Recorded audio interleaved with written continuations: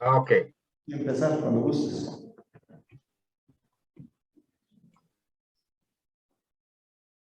All right. Ahí me están viendo. Esta es la presentación. No, no, todavía no. Vamos a ver.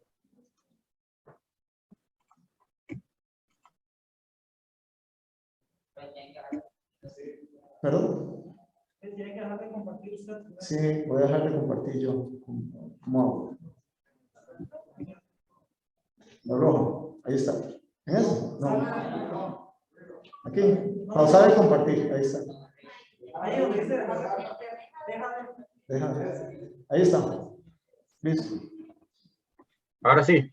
¿Ya lo trataste de compartir? Ya, ahí llegó. Perfecto. ¿Ya? Todo bien, sí. Ok. Bueno. Bueno, primero que todo, muchísimas gracias por la invitación. Es un honor para mí, pues, tener la oportunidad de compartir con la gente de allá en mi país, en Costa Rica, y hablar un poco del trabajo que he estado haciendo aquí en los últimos años. Afortunadamente, pues, he tenido la oportunidad de viajar a muchas partes y trabajar un poco con estas ideas de entender qué es lo que pasa debajo del suelo, en particular las interacciones de las plantas con otros organismos, hongos y bacterias. Básicamente mi idea con esta presentación es que, pues, ampliar un poco la imaginación de la gente con respecto a cómo funcionan las raíces y, más importante, entender cómo varían esas raíces en una serie, digamos, durante el tiempo que las plantas han evolucionado a adaptarse a ambientes terrestres. Entonces es un poco más amplio, yo creo, que lo que la gente está acostumbrada. Tenemos una visión un poco más sesgada hacia los cultivos eh, y ciertas plantas que son como modelos, ¿no? Que se han usado para investigación. Yo estoy más interesado en entender la diversidad de los sistemas radicales de plantas en general, y en particular en especies tropicales. Para empezar, pues, déjame ver acá, ahí lo ven. Siempre me gusta empezar con una historia. Esta es la historia del pueblo inca, donde los primeros habitantes de esa zona aparentemente vivieron en un lugar que ya estaba ocupado, pues eran esclavos de otra tribu. Y una vez hubo una emergencia, hubo una erupción de un volcán y la gente se quedó sin comida. Entonces estos, como los pobres eran los sometidos en la tierra, pues fueron el grupo que era dominante y les quitó toda la comida.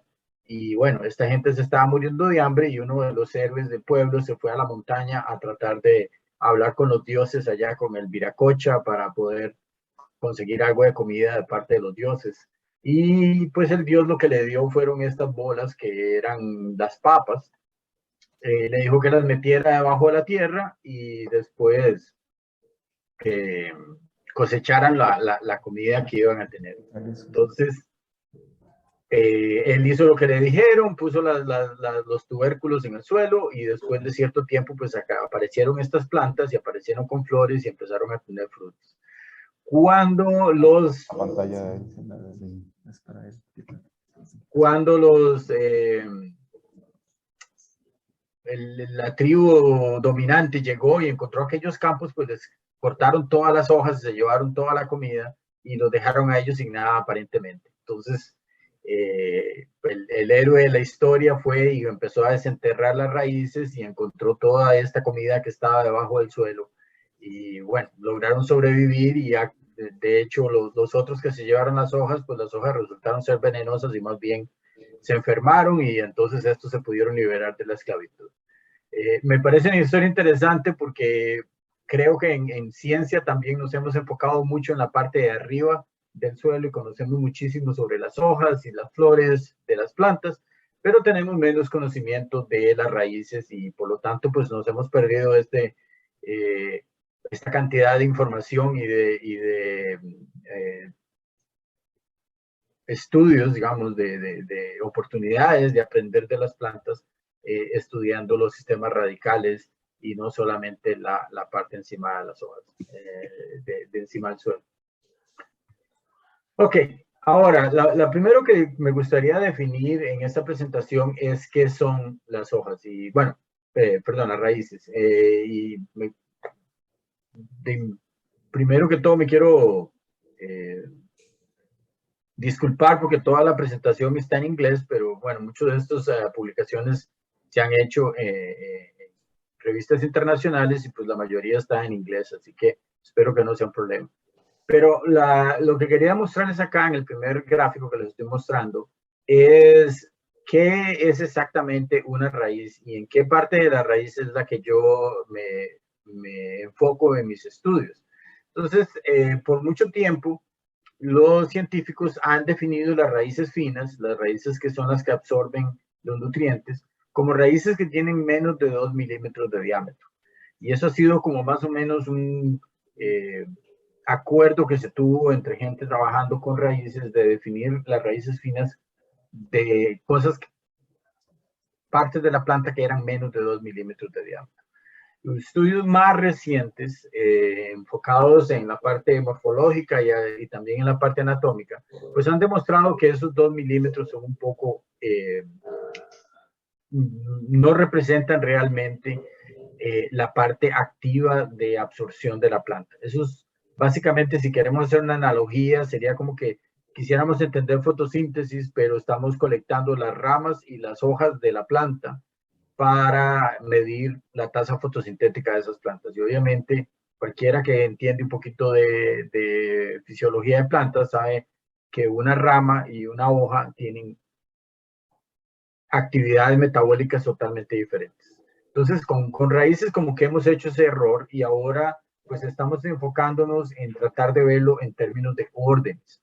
Entonces, cuando se habla de órdenes, las puntas de la raíz, las partes más distales del sistema radical, es lo que se considera la parte absortiva de las raíces y eso es lo que consideramos las raíces finas.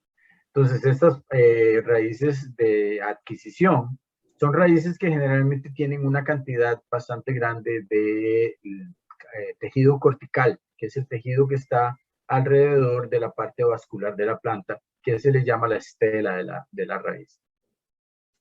Esas raíces que tienen esa parte desarrollada del tejido cortical son las raíces que interactúan con los microorganismos en el suelo. Estas son las partes de la raíz que interactúan con las micorrizas, con las bacterias, son las que absorben nutrientes, son las que absorben agua, y después pues mueven todo eso hacia el sistema vascular, que es el que se conecta con el resto de la planta. Entonces, hoy nos vamos a enfocar precisamente en esas raíces finas, que aquí en el gráfico lo pueden ver como las puntas pintadas de negro en el gráfico. Ahora, como pueden ver, hay una gran diversidad de tamaños, entonces no necesariamente lo que se considera una raíz fina por diámetro en algunas especies es una raíz fina en otras. Por eso es que se han enfocado más en la parte funcional que en la parte de morfología, del tamaño.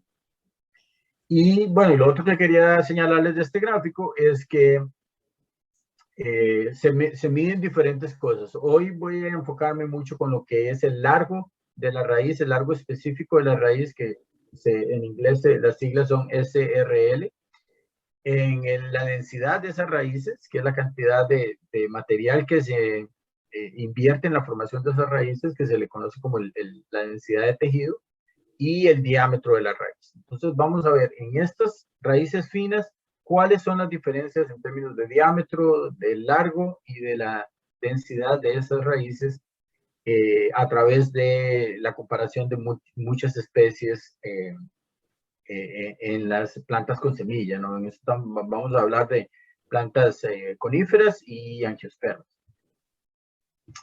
Y bueno, parte de lo que yo hago es poner esas raíces en contexto con las interacciones que tienen las raíces con otros organismos. Entonces, yo no veo solamente la parte de la planta, pero también todos esos agregados que están alrededor del sistema radical.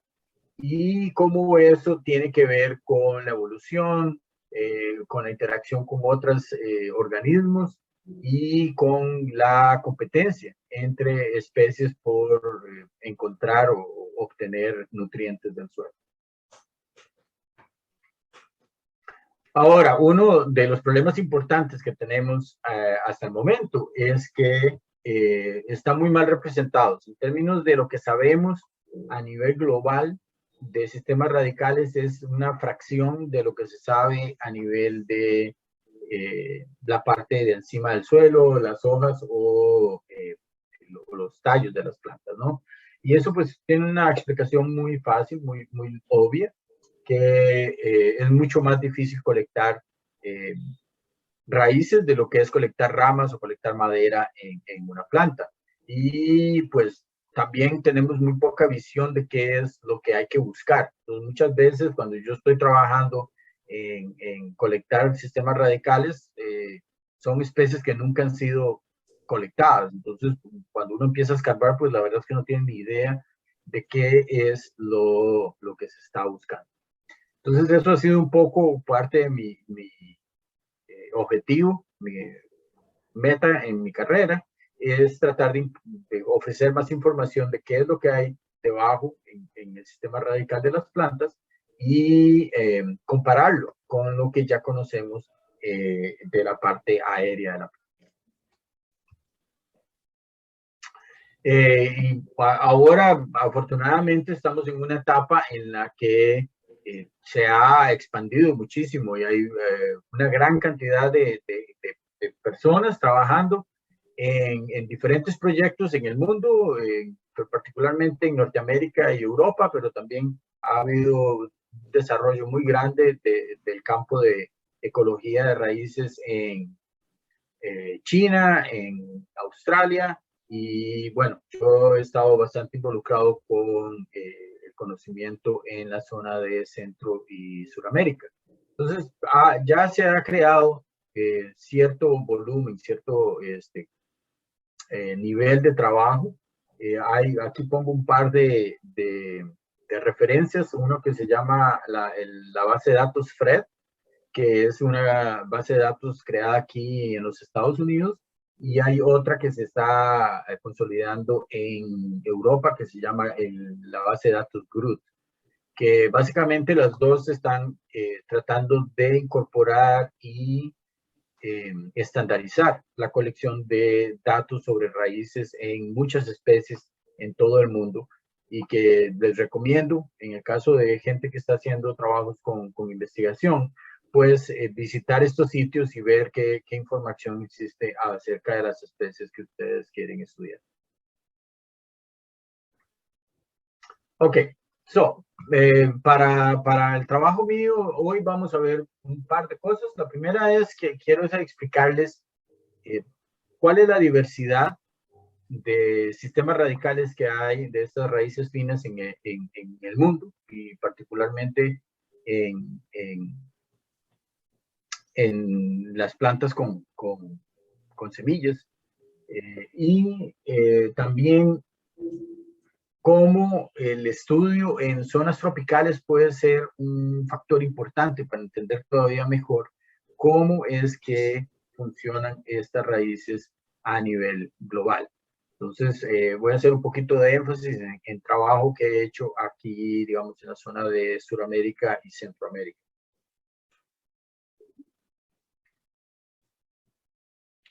Ok, la primera parte es tratar de explicar cómo es o por qué existe esta diversidad de sistemas radicales. Y como probablemente muchos de ustedes imaginan, es un poco difícil concebir la idea de diversidad en el tema de raíces. Creo que la gran mayoría de las personas, incluso gente que trabaja en botánica, pues jamás han colectado un sistema radical y pues imaginan que una raíz se ve igual que todas y que realmente no hay nada de diversidad que haya que estudiar allá. Más o menos las raíces son todas parecidas y al mismo tiempo son muy plásticas, entonces como que es muy difícil comparar esas especies. Pero pues ya se han ido creando ideas que están pues explicando que primero que todo sí hay una diversidad bastante grande en términos de sistemas radicales, incluso más grande de la que conocemos en los sistemas foliares de plantas. Y segundo, que hay diferentes mecanismos que probablemente tienen un rol en explicar por qué plantas han evolucionado en diferentes direcciones para competir por la absorción de nutrientes en el suelo, ¿no? Entonces, yo voy a hablar de tres de las ideas más importantes que se han propuesto a nivel académico para explicar la diversidad de sistemas radicales. Uno es lo que se le conoce como la economía funcional de la raíz. El segundo, la afiliación con sistemas micorrízicos, entonces cómo las micorrizas han influenciado los tipos de sistemas radicales que uno puede encontrar. Y tercero, la evolución en sí de las plantas desde que empezaron a colonizar sistemas terrestres hasta el día de hoy. Como les había dicho, esto de la diversidad en plantas y de la diversidad en diferentes estructuras de las plantas, allá en Costa Rica lo tenemos muy claro. Uno va a estos lugares de Monteverde o Braulio Carrillo, por ejemplo, y uno se encuentra estas bellezas de bosques donde hay una diversidad enorme. Y pues la mayoría de la gente cuando piensa en diversidad, pues tiene esta idea, ¿no? Ejemplos de calateas o heliconias, y ejemplos como la diversidad en las hojas de un género como Ficus en Costa Rica, pues nos dan una idea, ¿no? Y de la diversidad que un grupo de plantas, incluso plantas muy cercanas en términos de evolución, ¿no? Plantas que se han separado relativamente recientemente, pueden mostrar cuando uno las colecta. En cambio, los sistemas radicales es algo que tenemos tal vez una idea menos concebida, menos elaborada de qué tan diversos pueden ser. Yo, por mi parte, pues trabajé mucho con la parte de taxonomía de plantas en Costa Rica y pues igual que la mayoría de la gente tenía pues mis ideas de cómo podía identificar familias de plantas a nivel de hojas, a nivel de flores, pero nunca me habían realmente puesto a pensar cómo podían ser las raíces de esas familias. Hasta que, como Javier lo mencionó, trabajé allá en la Estación Biológica La Selva y como parte del trabajo que yo estaba haciendo para mi maestría, pues teníamos que estudiar diferentes tipos de árboles en plantaciones en la estación. Y cuando empecé a colectarlos, me di cuenta que los sistemas radicales eran bastante diferentes entre las especies. Y pues empecé a hacerme algunas preguntas.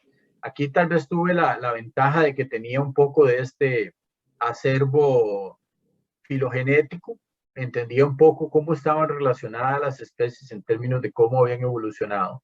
Y pues empecé a pensar que tal vez algo de las diferencias que habían entre estos sistemas radicales estaban relacionados con los tipos de familias a los que estas plantas pertenecían. Con esa idea me fui a hacer el doctorado y trabajé en la Universidad de Kent State en Ohio, en los Estados Unidos.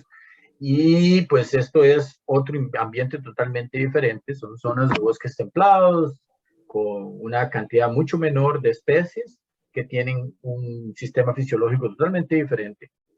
Pero una de las cosas que me llamó muchísimo la atención es que cuando me fui a colectar especies de árboles y ver las raíces en estos sistemas templados, pues empecé a ver ciertas correlaciones con lo que había notado en Costa Rica.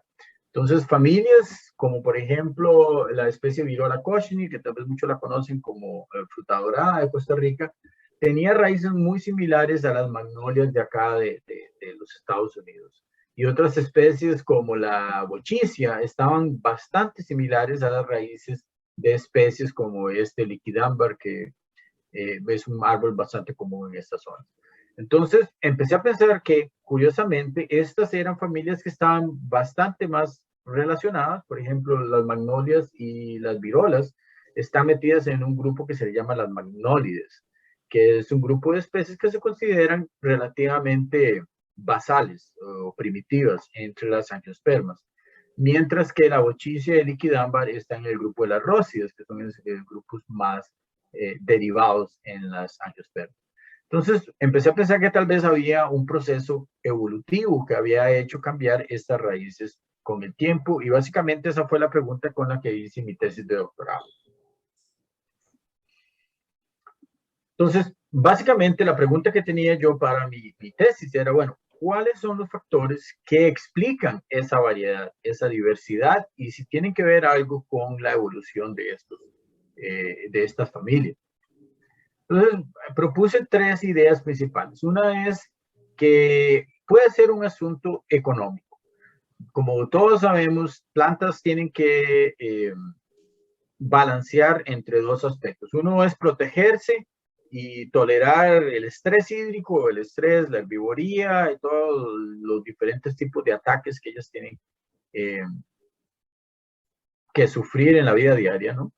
Y por el otro lado, pues tienen que crecer y reproducirse. Entonces hay especies que se enfocan en crecer rápido, reproducirse rápido, producir muchas semillas, y generalmente tienen una calidad de material menor, tienen madera más suave, tienen hojas con un rango de vida más pequeño, pero tienden a reproducirse bastante rápido, y pues este ciclo rápido de crecimiento y reproducción pues les permiten seguir compitiendo, mientras que las otras especies pues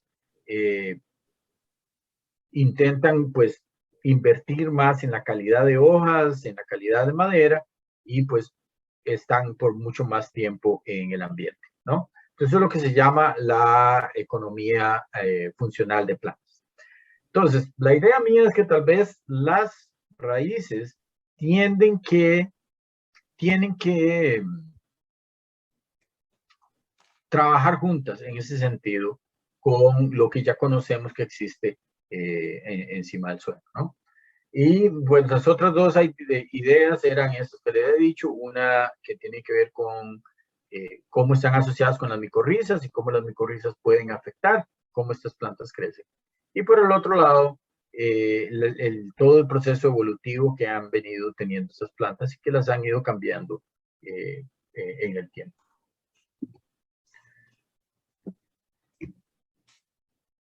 Entonces, como les decía,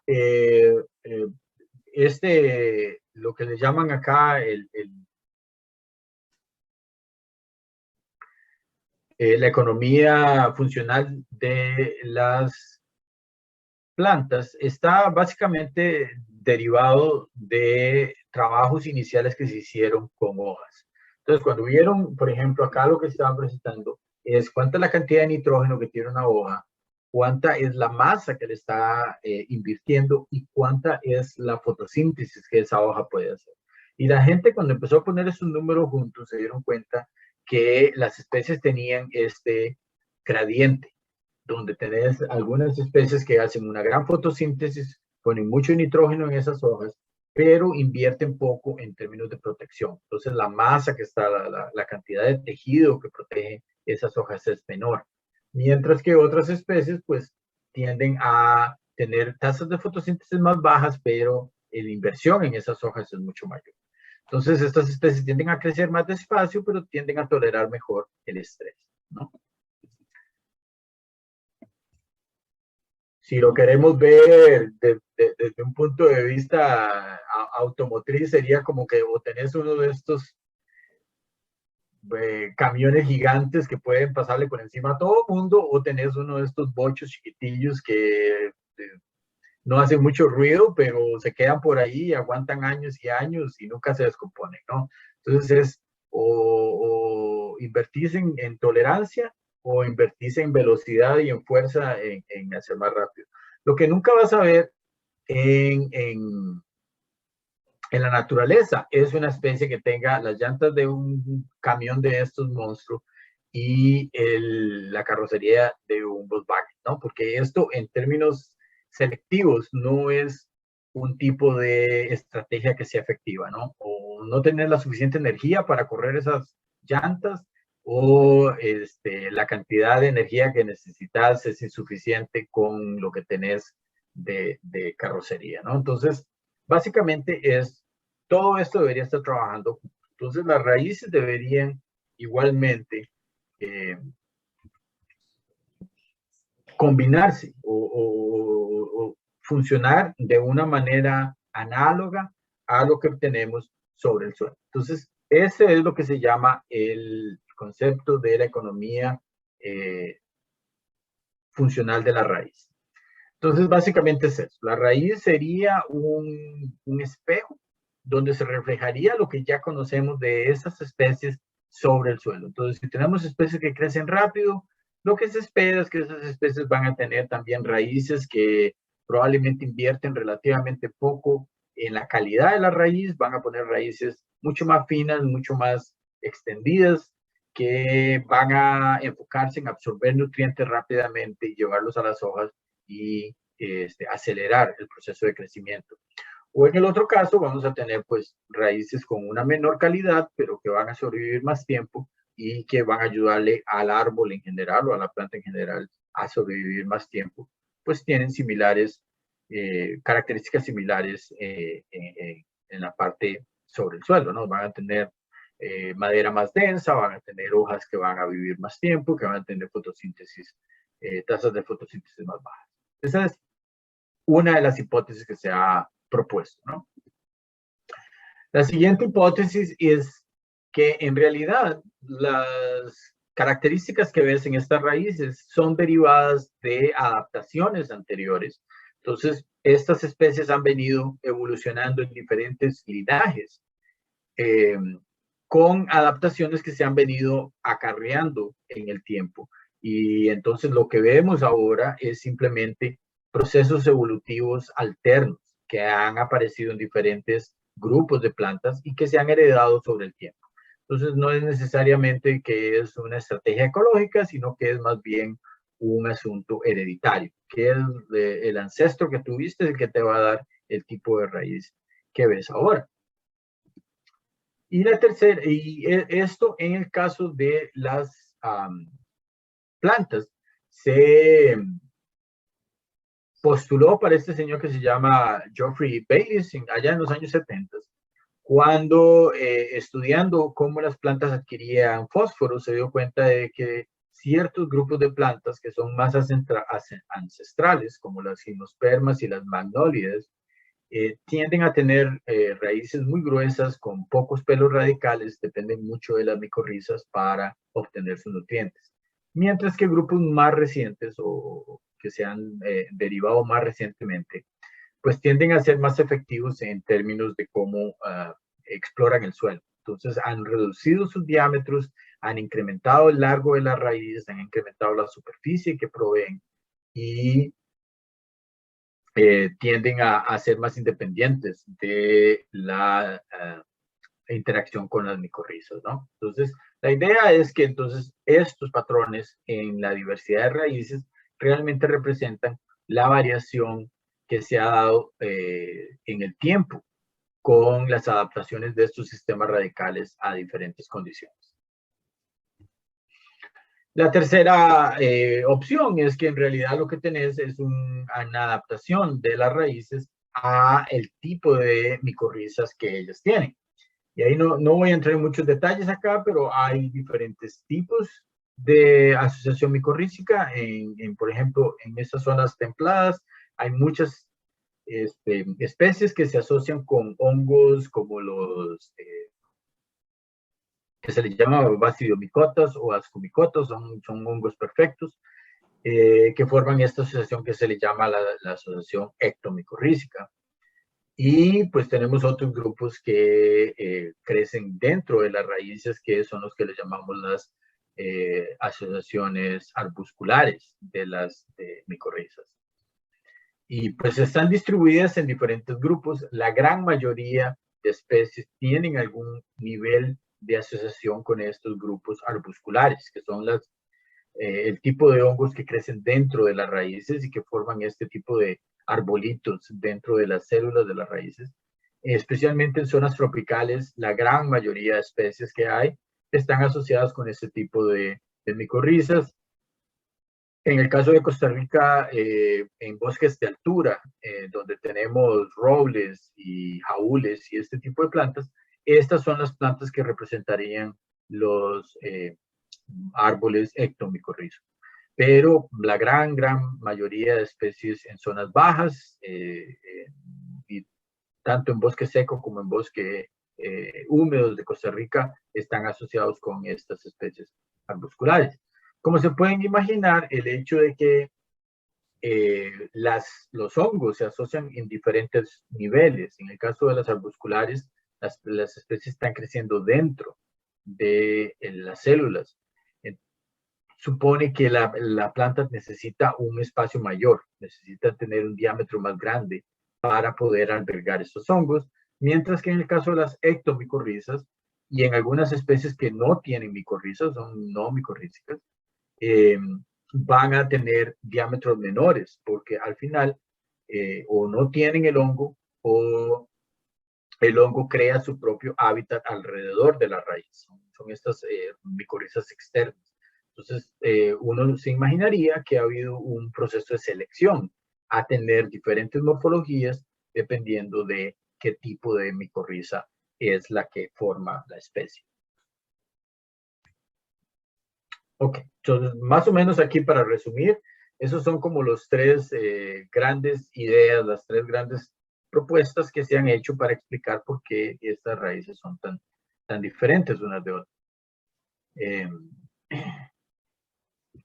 Acá de nuevo, esta idea del el balance de las hojas con los las diferentes estrategias, sea de crecimiento o de tolerancia, pues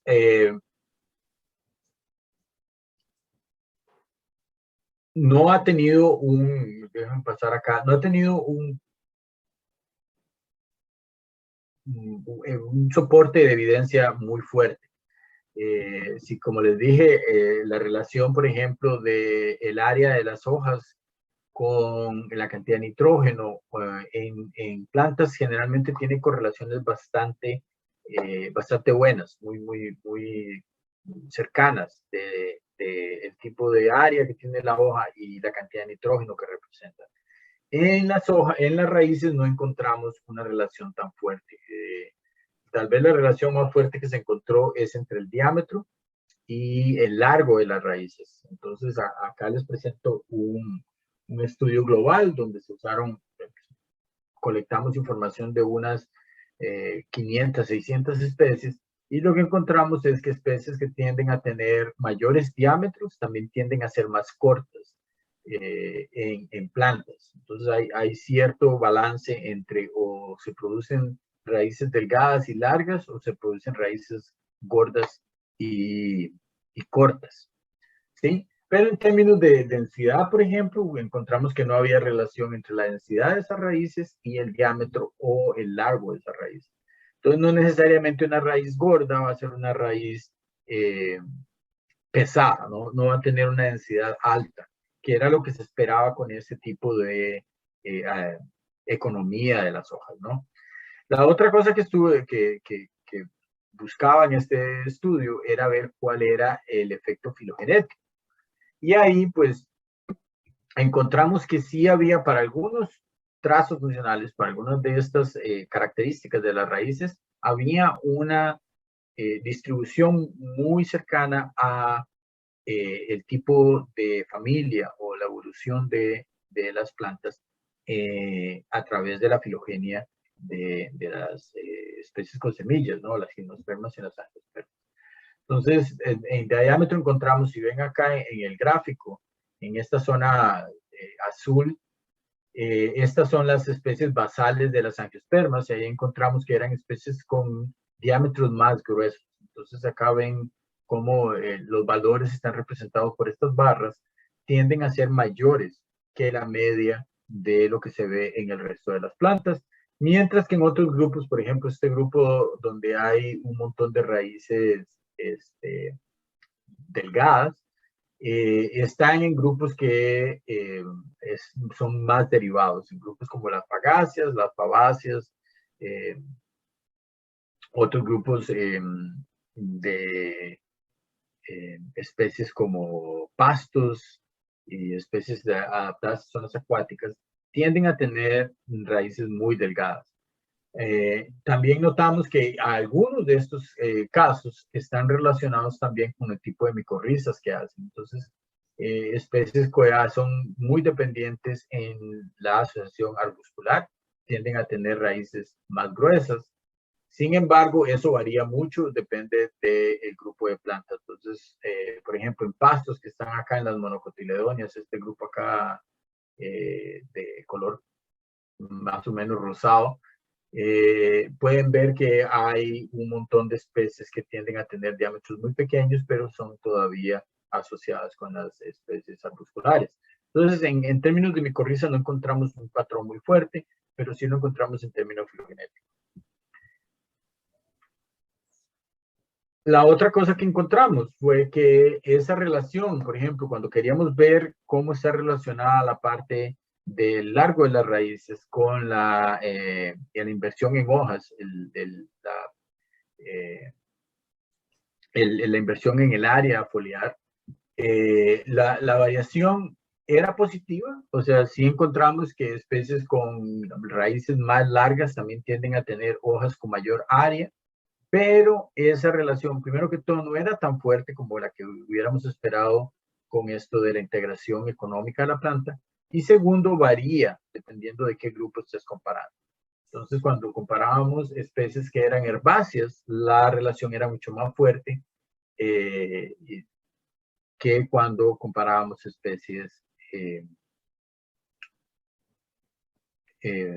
leñosas, cuando comparábamos árboles, ¿no? Similar cuando comparábamos aspectos de la cantidad de nitrógeno en las hojas y en las raíces de plantas herbáceas y plantas leñosas, también encontrábamos que habían variaciones en qué tan bien correlacionadas estaban esos datos. La otra parte interesante de este estudio es que dependiendo de cuál grupo compares, si estamos hablando de las magnólides o las gimnospermas, la variación de estos trazos era diferente. Entonces acá, los colores que ven acá representan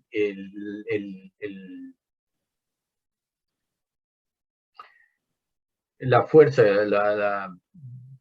¿cómo le diría? ¿Qué tan alto es el valor de correlación entre los dos? Entonces, clados donde ven valores más oscuros, más azules, son clados donde la relación no es muy fuerte, y en clados donde ven valores más rojos son donde era más significativa la asociación.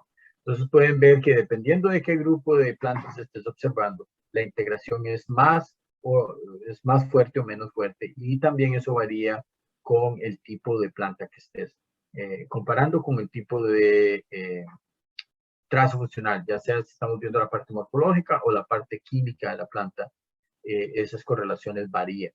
Entonces es como que un poco más complicado de lo que nos imaginábamos que iba a ser la integración de estos órganos.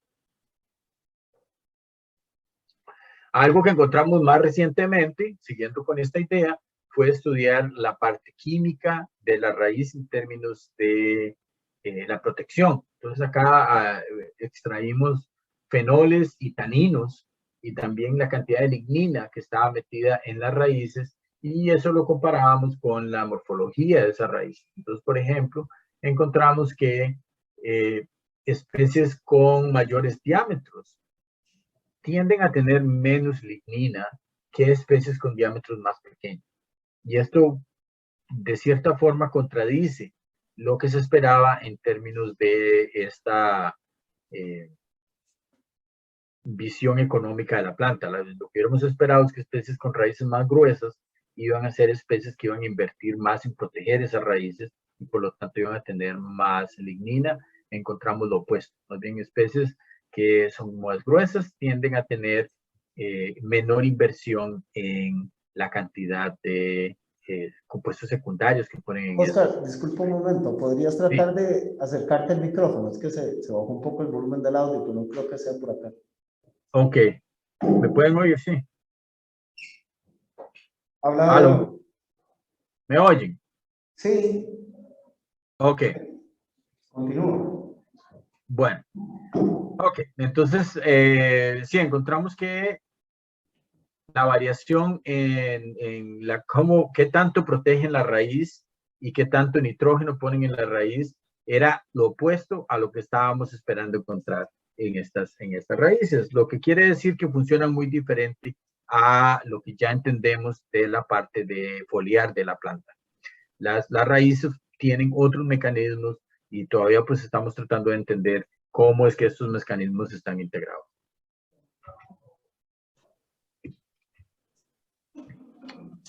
Ok, entonces la última parte que les menciono acá es con el asunto de las micorrizas. Acá, como les había dicho anteriormente, Un segundito, Oscar, es que estamos teniendo problemas con algo. Un segundo. ¿No estamos yendo bien? No, es que no sé qué pasó porque estaba funcionando bien un momento a otro. ¿Alguien podría buscar el tema? Tal vez, a ver si puede venir y revisar qué fue lo que pasó. aló, Sí, no sé si puedes acercarte un poquito más al micrófono, hablar un poquito más duro. Algo pasó con el audio, se oye muy suave, pero estamos buscando el técnico. Que ya viene. ok,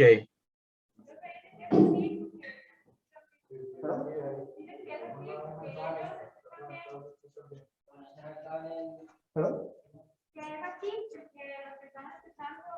Ah, sí, es que eso va por Zoom. Ese es el sistema de audio. Ese es el problema. Vamos a ver. Dale de nuevo, a ver. aló, continúo. ¿Aló? ¿Sí? ¿Continúo o no? Sí, ahí está. ¿Dónde está la salida del audio? Está por aquí, pero es que tiene un problema. No sé, de un momento a otro se empezó a ir y se puso abajo. O sea, Y aquí está bien conectado. dame un segundo. Ok, ok. Sí. Oscar, trata de hablar. De nuevo. Aló, aló, Ahora sí. ahora sí. Ahora sí está bien, ¿verdad? Sí. Ok, perfecto. Ya voy. Pero pues extraño, se bajó así de repente. Bueno, puedes Oh, continuar. ok, Ajá. bueno, entonces lo que les decía, cuando uno ve la parte micorrícica, cómo ha variado a través de la evolución de las plantas, pues encontramos que ciertos grupos lo que se sabe es que estos grupos fueron originalmente todos, el primer tipo de micorriza fue esta micorriza arbuscular y ciertos grupos han cambiado. Por ejemplo, los pinos se volvieron todos ectomicorrízicos sobre el tiempo y hay ciertos grupos como en el tipo de los robles, las fagáceas y en ciertos grupos de dipterocarpáceas, que son familias del sur de Asia, que todas las especies o la gran mayoría de las especies se volvieron ectomicorrizas. Y después hay otros grupos como brasicáceas o cariofiláceas, que son grupos de plantas herbáceas que se volvieron no micorrízicas. ¿Ok? Cuando vemos cómo esto influyó la morfología de estas plantas, por ejemplo, cuando vemos el tipo de tejido, la densidad, encontramos que hay una variación. Generalmente la densidad se vuelve más alta en ciertos grupos que son no micorrízicos, o sea, pierden algunos, se vuelven más densas las raíces con tal de evitar la asociación con la micorriza, pero en otros grupos se vuelven más bien menos densas. Entonces no hay mucho, no hay un patrón muy fuerte en términos de cómo varían los trazos funcionales y cómo varía la densidad en las raíces.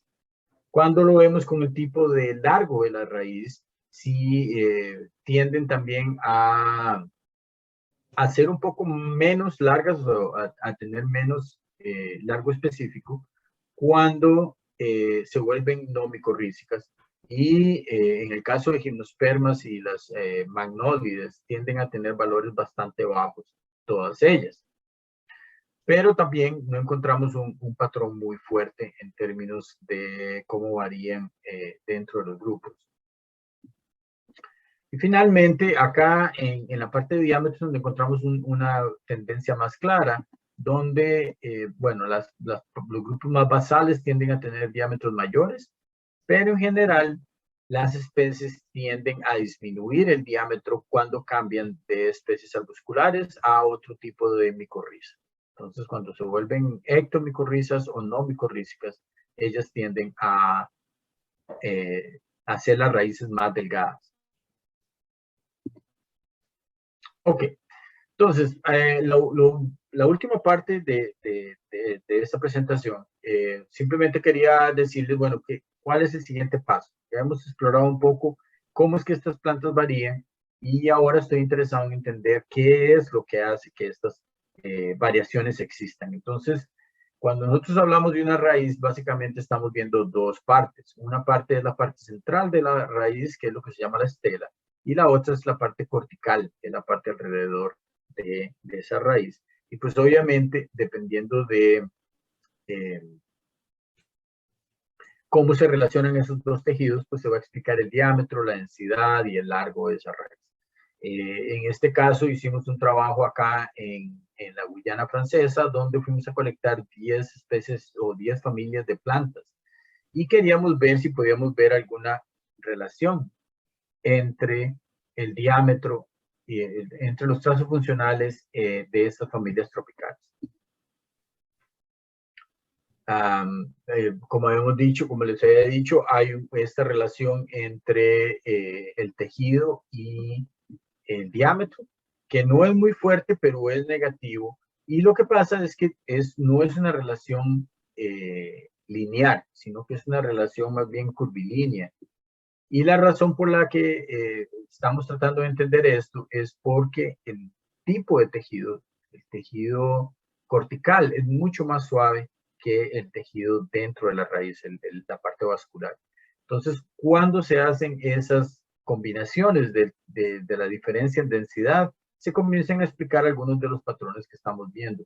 Y ahora recientemente se está trabajando también en la parte fisiológica para entender cómo esas diferencias en la formación de los tejidos también afectan la capacidad de estas especies de tolerar anoxia o estrés en el suelo. Acá les muestro la diversidad que hay. Por ejemplo, estas son todas especies tropicales y aquí pueden ver los diferentes variaciones en cómo están organizados los tejidos en las raíces finas de estas plantas. Y encontramos que si vemos cuánto, por ejemplo, el área cortical de las raíces está muy relacionado con la parte de, por ejemplo, el diámetro está muy relacionado con cuánto tejido se forma en términos de tejido cortical.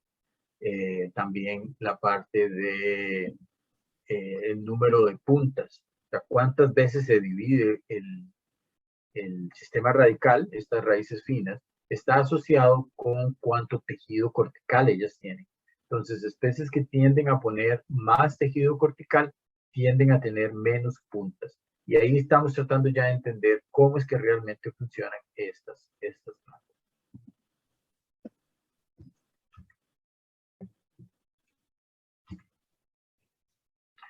La otra cosa que encontramos que para mí es muy importante ahora que estamos trabajando con especies tropicales es ver la variación. Como les había dicho anteriormente, las familias en las que están, que se encuentran de estas plantas, pues nos dicen un poco de qué tipo de raíces pueden tener. Pero cuando entramos en la parte tropical, hemos encontrado que algunas familias, por ejemplo, aquí les pongo el ejemplo de la familia Moracia y Rubiácea, tienen una variación enorme en los trazos funcionales de esas raíces, mientras que otros grupos, como por ejemplo Laurasia y Myrtaceae, tienden a mantener esos patrones que ya habíamos visto en zonas templadas. Entonces ahora estamos pues tratando de entender qué es lo que ha hecho que ciertas familias tropicales tiendan a ser muy plásticas en sus sistemas radicales, y si eso tiene que ver con la asociación con el ambiente o tipos de micorrizas que ellos pueden tener, o más tratando de explicar por qué ciertos grupos, ciertas familias tienden a ser mucho más diversas en términos de sistemas radicales, mientras que otras tienden a ser muy conservadoras. Ok. La última parte acá, como les había dicho, es entender un poco la parte evolutiva. Yo les había dado esa idea de que estas especies más ancestrales tienden a tener sistemas radicales menos o más dependientes en las micorrizas, que alguna gente lo ha asociado con también cambios en la fisiología de las hojas. Entonces, las hojas se hicieron más eficientes y por lo tanto las raíces han cambiado para poder proveerles a esas hojas más eficientes durante la evolución de las plantas. Desafortunadamente, no tenemos muchos datos fósiles de raíces finas. La verdad es que la mayoría de los paleontólogos que han colectado ese tipo de material, pues nunca han tenido mucho interés en colectar raíces, y por lo tanto, pues no tenemos mucho récord fósil de las raíces. Un trabajo que hicimos recientemente fue cambiarlo a usar los datos que tenemos ahora de raíces, y con eso hacer una reconstrucción, tratar de ver cómo fueron en el pasado usando los datos de especies recientes. Y en este caso, por ejemplo, hicimos una regresión en el tiempo usando la filogenia para ver los cambios en el diámetro de la raíz y también para ver cómo han cambiado los sistemas micorrízicos. Entonces ahora ya podemos pues, tratar de poner junto la parte de las micorrizas con la parte de la morfología de la raíz. Entonces, una tendencia muy conocida es que en términos de hojas, las hojas se han vuelto mucho más densas en términos de venas en las hojas. La venación es mucho más alta ahora con especies recientes que fue con las especies ancestrales en angiospermas. Si vemos el asunto de la densidad de las raíces, lo que estoy mostrando acá es en verde serían cómo empezaron las gimnospermas y después cómo el resto de los grupos de angiospermas fueron evolucionando. Entonces aquí pueden ver que, por ejemplo, las astérides, que son grupos de plantas mayoritariamente herbáceas, se volvieron mucho menos densas con el tiempo, mientras que las rócidas, que tienden a ser grupos de plantas arbóreas, leñosas, tienden a tener raíces más densas, pero obviamente hay mucha variación entre los dos grupos. Las monocotiledóneas también tienden a ser grupos con densidades más bajas.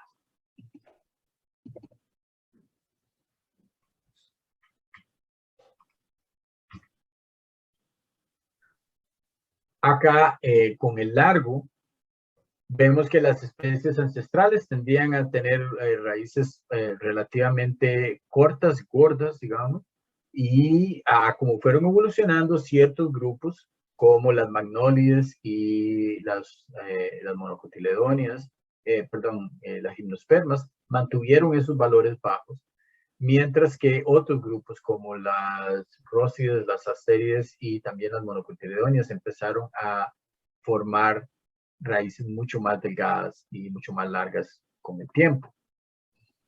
Y en términos de el diámetro, hay una gran diferencia. Las raíces ancestrales tendrían a ser raíces relativamente intermedias, y ya como fueron evolucionando, unos grupos como los magnólides se han especializado en hacerse más gruesas y tener más espacio para las micorrizas, mientras que otros grupos como los rócides y los magnólides se han hecho más delgados. Entonces, como pueden ver, la evolución de diferentes grupos de plantas han cambiado independientemente con el tiempo. y tratamos de ver si eso estaba asociado con cambios en las hojas de esas especies. Y hay cierta relación, pero no son relaciones muy fuertes. Entonces sí hay probablemente alguna coordinación entre la demanda hídrica de las hojas y los cambios en las raíces, pero parece que hay otros factores importantes que todavía no conocemos bien. Y cuando esto lo comparé con el asunto micorrícico, es una historia interesante. Por ejemplo, en gimnospermas, este sería el valor ancestral de las raíces en gimnospermas. Y parece que grupos como los cupresales, que son grupos que están asociados con raíces arbusculares, pues evolucionaron a hacerse más gruesas con el tiempo, mientras que el grupo de pinos que se hicieron, que son especies ectomicorrizas, tendieron a hacerse más delgadas. Entonces hubo una fuerte división en la morfología de las raíces a cómo estas especies se fueron diversificando y especializando en diferentes grupos de hongos. Con otros grupos, como por ejemplo acá, que les muestro, este es el grupo de las rósidas, que son, muchos de ellos son árboles. El valor ancestral es mucho más alto, o sea, estas especies ya eran bastante delgadas cuando aparecieron, y a pesar de que han cambiado a hacerse especies ectomicorrizas o no micorrízicas, los valores de diámetro son bastante similares a otros grupos que son todavía micorrízicos. Entonces, acá ha mostrado que la evolución de estos grupos no estaba realmente afectado por el tipo de micorrizas que ellos tienen. Ok, entonces para resumir acá, ya para cerrar la discusión, primero que todo les quise hacer esta historia de cómo las especies han variado en sus sistemas radicales, usando estas tres hipótesis, ¿no? Una de las cosas que hemos aprendido es que cómo están relacionados estos trazos funcionales depende del grupo de plantas que estemos estudiando. Hay cierta diversidad en el tipo de trazos que están muy afectados por la asociación de los tejidos dentro de la raíz. ¿Cuánto tenemos de estela? ¿Cuánto tenemos de tejido cortical? Y la densidad de la estela y del tejido cortical explica mucho de cómo es que varía la morfología de estas raíces. Y finalmente, pues está todo este asunto evolutivo de cómo han venido cambiando estas especies con el tiempo. Y entonces, en algunos casos, los cambios en micorrizas han sido importantes para explicar la variación de estos grupos, como en el ejemplo que les di de las gimnospermas, pero en otros casos, como en las rósidas, parece que ya los cambios existían para el momento en que estas plantas cambiaron de un grupo de hongos con el que se asocia. Ok, bueno. Lo último es, pues, quería hacer un poco de promoción del trabajo que hago. Aquí en la Universidad Internacional de Florida, pues tengo lo que le llamo el Laboratorio de Ecología y Evolución de Raíces Tropicales, en donde la idea es, pues, entender un poco más de cómo es que funcionan las raíces en diferentes aspectos que tienen que ver con ecosistemas y con especies. Usamos mucho de trabajo en anatomía, en filogenética y también en biología molecular.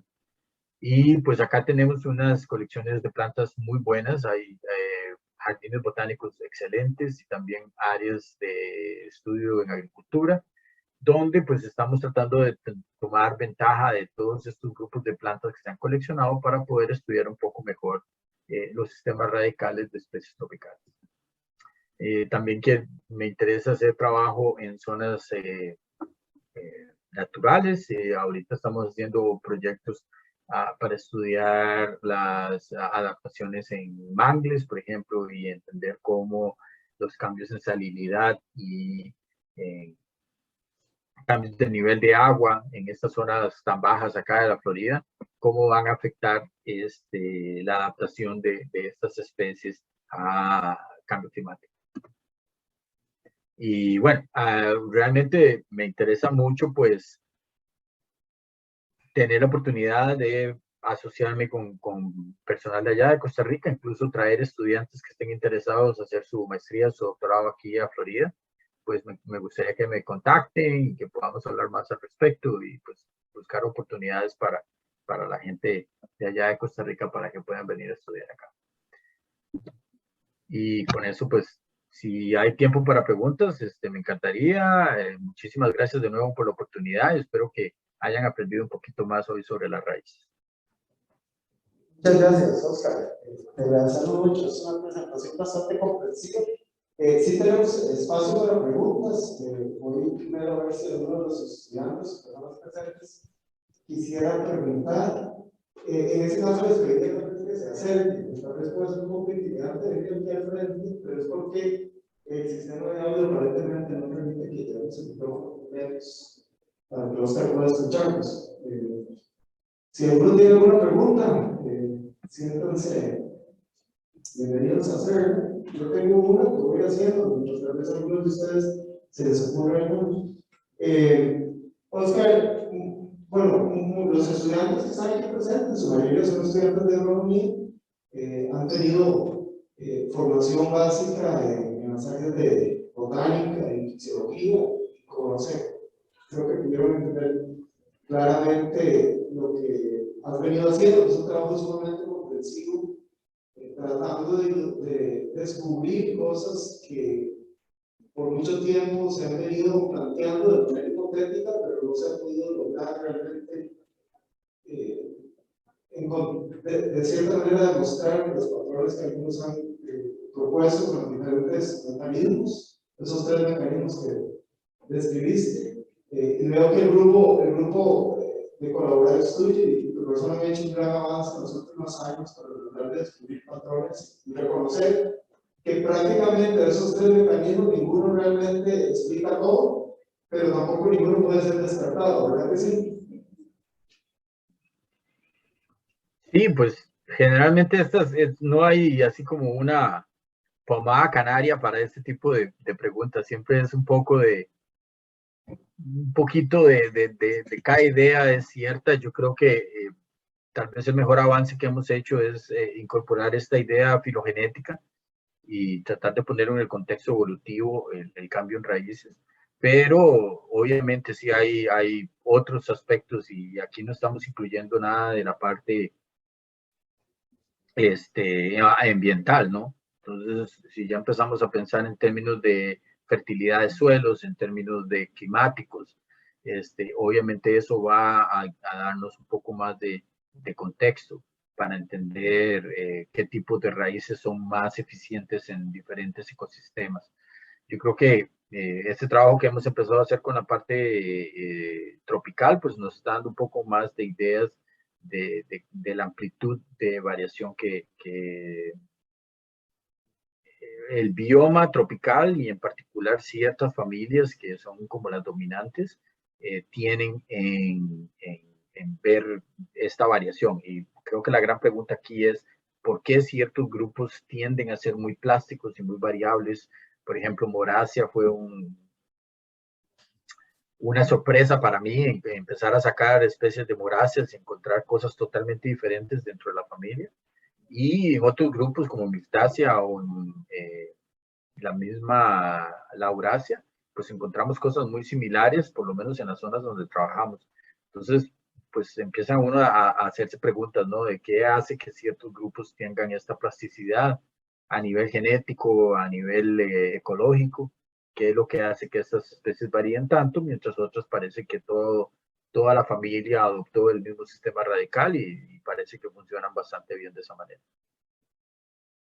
Oscar, yo les comentaba a los estudiantes que uno de los, tal vez si se puede llamar falencias, pero tal vez uno podría pensar tendencias de la educación agronómica es que a veces abarcamos muy bien, y no sé si vos puedes de cierta manera asociarlo con tu formación como ingeniero forestal, que abarcamos muy bien todo lo que tiene que ver mucho con la heterogeneidad espacial, pero en cuanto a la escala temporal, en otras palabras, evolución, reconocemos muy poco. Y, digamos, en agricultura nosotros tenemos representantes de grupos muy diversos, taxonómicos, genéticamente hablando, grupos también de plantas que provienen de grupos también muy diferentes. Entonces, yo siempre les hago anotación de que es muy importante conocer toda esa variabilidad que existe en las plantas, pero las plantas que son cultivadas han sido,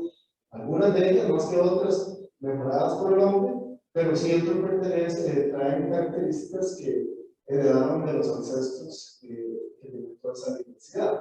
Una de las preguntas que yo tengo es si a la hora de revisar las plantas mejoradas en agricultura hay una sobrerepresentación de lo que se llamarían plantas ruderales, que son plantas de mucha alta capacidad competitiva, que crecen rápido, que tienen tejidos generalmente de baja longevidad. Algunas de estas cosas que se han definido tal vez como patrones a escala muy grande, ¿qué posibilidad hay de que tengan, digamos, igual variabilidad a escala menor? Sería restringiendo mucho el grupo de las plantas agrícolas. Dentro de lo que has revisado, leído y conocido y estudiado, ¿has visto también una posibilidad de que haya una gran variabilidad en la agricultura y que esa variabilidad se pueda usar mucho para el movimiento o también para el manejo y entender mucho esa parte oscura que muchas veces está determinando producción y no lo conocemos? ¿Qué crees al respecto? Sí, bueno, la parte agrícola creo que tenemos un sesgo en el sentido de que estas plantas se han seleccionado por lo que usamos de ellas, ¿no? Entonces, en el caso de, no sé, maíz o trigo o cosas de este tipo, pues se han seleccionado en términos de la cantidad de cosecha que se pueden obtener o la capacidad de crecimiento, fotosíntesis y cosas un poco más. Creo que se está haciendo más trabajo en la parte de debajo del suelo, pero sí, hay muy poco contexto evolutivo de cómo es que estas plantas han llegado a ser lo que son, y especialmente la parte de raíces es algo que se ha investigado mucho menos, porque pues el objetivo es obtener más cosecha, obtener más granos. No sé, qué tan representativo es el sistema radical cuando pensás en cómo han sido seleccionadas estas especies. En términos de ciertos grupos, o sea, la gran mayoría de trabajo que se ha hecho en fisiología de plantas en raíces está hecho con grupos como pastos, por ejemplo, donde se ha hecho mucho este trabajo. De la parte forestal y particularmente en estos sistemas agroforestales hay muy poco trabajo. Entonces, hay especies, por ejemplo, maderables o incluso frutales que se conoce muy poco de cómo es que tienen el sistema radical o qué tanta dependencia tienen de micorrizas. Ahora tengo una estudiante que está trabajando en Panamá con cacao y ha sido toda una sorpresa ver el tipo de raíces que tiene esta especie, y que parece que es una especie que depende muy poco de micorrizas. Entonces eso puede, pues, darnos una idea de qué tipo de fertilizantes se pueden usar o qué tan eh, vulnerables estas especies pueden ser al ataque de hongos y cosas de este tipo, ¿no?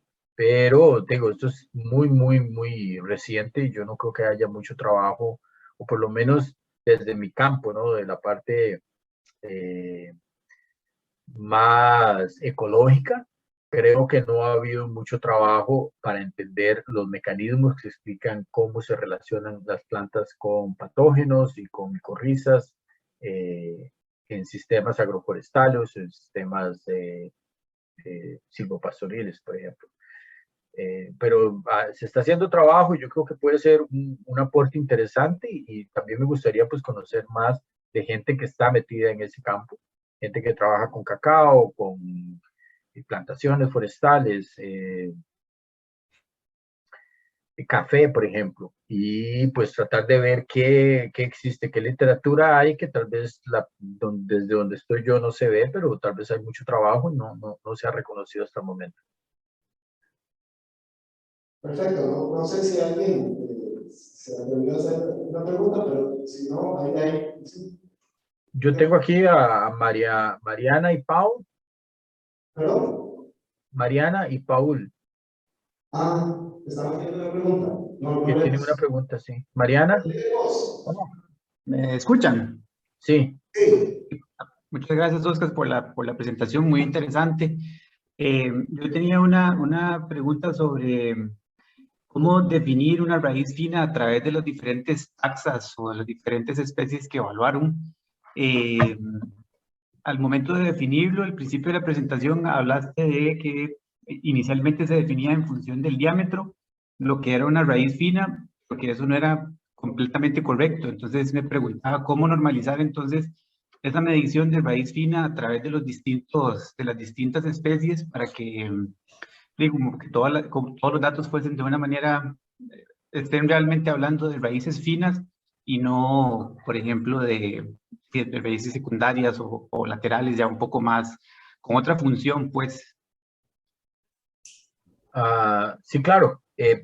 Yo creo que lo más importante acá es sacar el tiempo y ver, primero que todo, sacar el tiempo en revisar el sistema radical. Y creo que mucho de lo que he visto yo en algunos trabajos es que la gente, por ejemplo, colectan raíces que son raíces gruesas, raíces ya con tejido secundario, y las reportan como raíces finas porque realmente no saben que están bien. Entonces, es importante que para el sistema en el que estás trabajando, agrícola o forestal, la gente realmente saque el rato, escarbe alrededor y comience pues a buscar cuál es la parte más alejada, digamos, la parte más distal del sistema radical para saber con qué estás trabajando. La otra cosa que yo le recomendaría a la gente es llevar las raíces a un laboratorio y verlas en el microscopio. Una vez que las ves en el microscopio, te da o sea, no tiene que ser algo muy tecnológicamente avanzado, con que tengas uno de estos microscopios de disectar, un estereoscopio. Ya ves las raíces en detalle, ya se pueden ver pelos radicales, se puede ver el crecimiento de lo que se le conoce como la cofia, que es la punta de la raíz. Entonces ya eso te da una indicación de si estás viendo una raíz secundaria o una raíz primaria. Pero sí requiere que lo lleves a un laboratorio y saques ese rato para conocer bien la raíz. Y ya una vez con eso, pues ya sabes qué es lo que necesitas, a qué grupo de raíces es a que tenés que conectar para estudiarlas mejor. Lo que se hacía en el pasado, pues tenía sentido porque era muy diferente, muy difícil, pues saber, y en muchos casos ni siquiera podías comparar una especie con otra, entonces pues ponerlas todas con el mismo diámetro y pesarlas, que era básicamente lo que se hacía en el pasado, era simplemente sacar la biomasa de raíces, se colectaban, se ponían en una escala, en una balanza, y se pesaban y listo. Ahora pues estamos tratando como de entenderlas un poquito mejor y te digo, esta parte de sentarse con un microscopio y verlas con detalle ayuda muchísimo a entender qué tipo de sistema radical es el que tienes. Gracias. También tenía una pregunta con respecto a la arquitectura, si habías logrado explorar todo desde una perspectiva en 3 dimensiones sobre las diferentes arquitecturas radicales de las diferentes especies, o si tecnológicamente todavía pues claramente es complicado, ¿verdad? Estudiarlo o medirlo, pero me tenía curiosidad si no sé, si hay algunas tecnologías, no sé si LiDAR o cosas así que permitan en campo explorar ese tipo de preguntas. Sí, mira, esa es una pregunta muy interesante.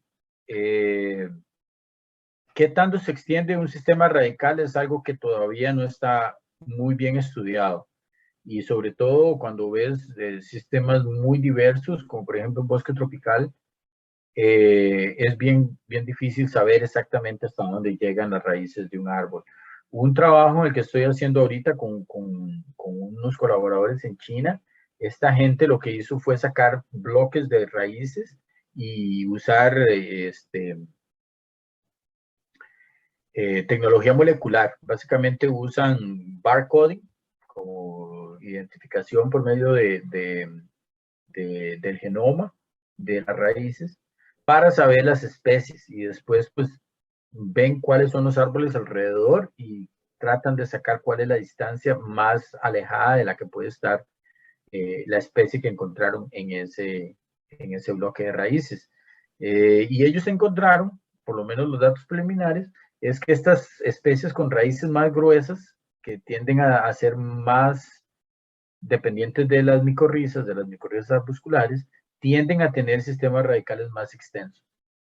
Entonces, aparentemente no son sistemas que exploran mucho dentro del suelo, sino que se extienden en la superficie, y parece que son más efectivas en conseguir nutrientes de la hojarasca del bosque. Entonces, no sé, por ejemplo, especies como el aguacate puede que tengan un sistema radical parecido, que se tiende a extender más en la superficie y no tanto a meterse en la profundidad del suelo. Otros grupos, como por ejemplo anacardiáceas, que serían los mangos, por ejemplo, parece que tienden a formar sistemas radicales más profundos. Pero te digo, esto es con un grupo muy pequeño, unas 120 especies en China. ¿Qué tan extendido es eso para el resto de las especies que hay en el planeta? No sé, pero por lo menos ya nos da una idea de cómo puede funcionar el sistema a nivel global. Muchísimas gracias. Con gusto. Tal vez venía aquí cerca Hay un estudiante que te va a hacer una consulta, una pregunta. Sí, mi consulta es más que todo si existe como algún producto, digamos, que uno pueda aplicar en campo, que sea, es decir, como que fomente la formación de micorrizas, como no sé, alguna aspersión o algo así. Y además de esto, también tenía la duda de si hay alguna especie de confrontación o cómo es la relación entre las micorrizas y la tricoderma.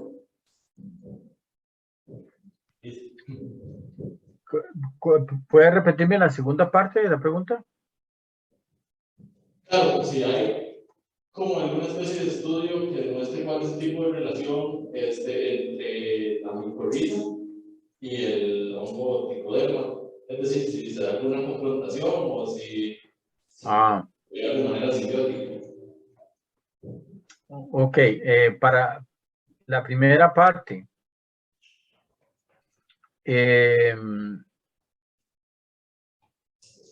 sí se sabe que, o sea, creo que un concepto que la mayoría de la gente tiene es que todas las micorrizas son buenas.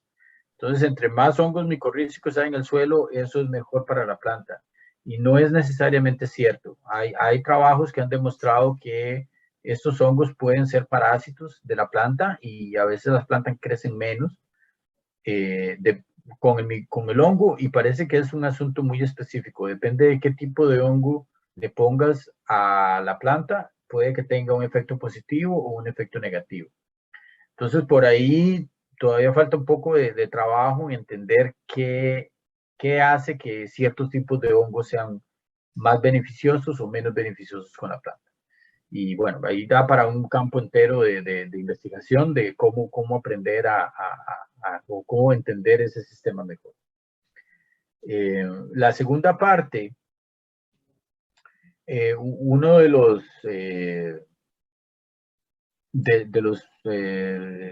filminas que les mostré, les estaba explicando que plantas que tienen una menor cantidad de compuestos secundarios en las raíces tienden a tener más micorrizas. Pues, lo que estamos tratando de explorar ahí es que probablemente las plantas que son más dependientes de micorrizas tienden a proteger menos esas raíces para hacer un ambiente más propicio para los hongos. Entonces ponen menos químicos para hacer las raíces más habitables para el hongo. El problema que vamos a tener ahí es que van a ser raíces que también van a ser probablemente más susceptibles a infecciones de hongos. Y un caso que yo conozco personalmente es el del aguacate. El aguacate parece que es una especie que es muy susceptible a infecciones con Phytophthora y estos otros hongos de suelo, probablemente porque tienen este problema de que necesitan estas micorrizas más y por lo tanto pues tienden a formar raíces más susceptibles a infecciones.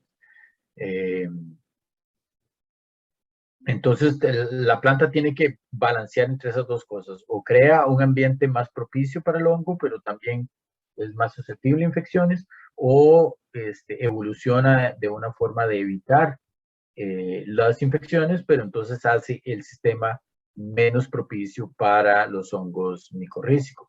Y pues ahí eso ha sido toda una carrera evolutiva entre las plantas de tener que balancear entre esos dos sistemas. Y bueno, también dependen de qué tipo de nutriente es el nutriente limitante que tenés. En el caso de bosques tropicales, por ejemplo, pues tenemos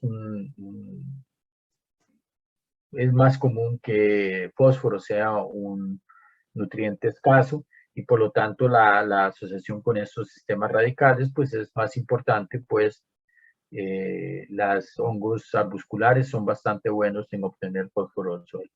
Entonces, por ahí puede ser que especies tropicales tiendan a tener una inclinación a evolucionar en sistemas más abiertos a micorrizas, pero entonces también más susceptibles a infecciones con hongos de lo que tenemos en especies en bosques templados.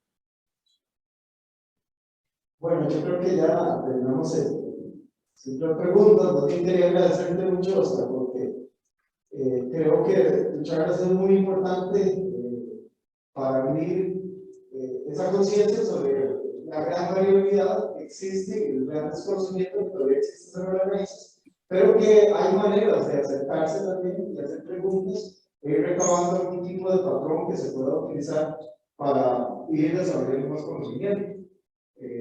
Creo que en la agricultura definitivamente nos hace falta volver un poco más los ojos al suelo, más que ya sobre las raíces, y empezar a buscar maneras de ir documentando esa variabilidad, tanto desde el punto de vista genotípico como también la elasticidad que puedan mostrar las raíces ante cambios en el ambiente y registrar mejor los patrones de variación de la raíz en respuesta a cambios en las variables de sanidad, de patógenos, de insectos y también de cambios en la fertilidad. Y todo eso yo creo que si más personas se interesan cada día más en estudiar estos aspectos, vamos a ir generando una base de información que nos permite ir resolviendo estos grandes comunes. Y yo por eso hago también esa llamada a ustedes que están jóvenes, que puedan empezar a desarrollar, ya sea desde el punto de vista más de investigación básica o más bien también en la práctica productiva, un enfoque más hacia la dinámica del país. Pero bueno, yo nada más quería agradecerte, ¿verdad? Y espero que podamos seguir en contacto y creo que lo que voy a hacer es compartir tu correo con los estudiantes, por si alguno tiene alguna pregunta o si quisiera contactarte, tal vez ojalá para que puedan desarrollar algún tipo de colaboración futura con tu laboratorio. Claro que sí, Javier. De hecho, de lo que vos me dijiste, acabas de decir, no existe una colección, digamos, en ningún herbario que yo sepa del mundo, existe una colección de sistemas radicales todavía.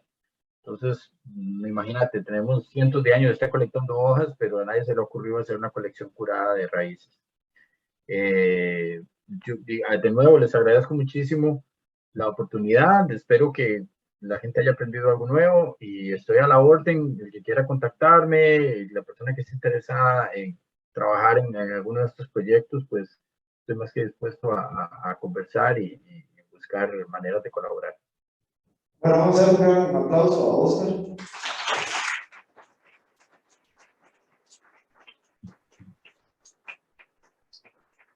Muchas gracias y próxima vez que estés por aquí, no dudes en visitarnos.